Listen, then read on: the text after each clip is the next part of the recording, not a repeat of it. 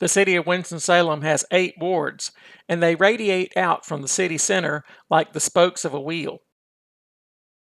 The last time the ward boundaries were set was after the 2010 census, which found that the city had a population of almost 230,000.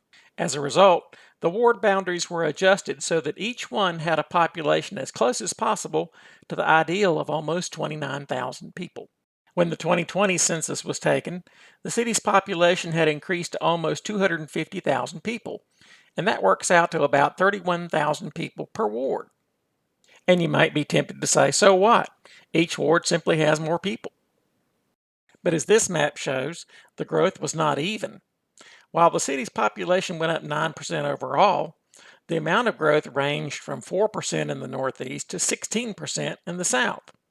What that means is that the wards are now out of balance, and so the boundaries have to be redrawn. Let's look at how this works out in a couple wards. Here we see the proposal to change the boundaries of South Ward so that it loses some areas to Southeast Ward. That change is taking place because South Ward needed to lose population to stay in balance, while Southeast Ward needed to pick up.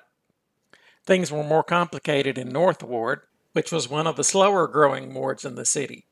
The proposal is for North Ward to take a big chunk from Northwest Ward, which is one of the faster growing wards in the city. Northeast Ward and North Ward also swapped some areas so they could stay in balance. Now, for years, the city has had 4 wards with minorities in a majority and 4 wards with a white majority. The 2020 census found a city that's grown more diverse. As a result, the proposed boundaries would have 5 wards where minorities are in a majority. And the one that changed was South Ward, the city's fastest growing ward. Of course, nothing's official until the Winston-Salem City Council acts, and that's not expected to happen until this fall. Meanwhile, the city plans to hold drop-in sessions so that people can learn about the proposal, and also they'll be getting the word out on social media.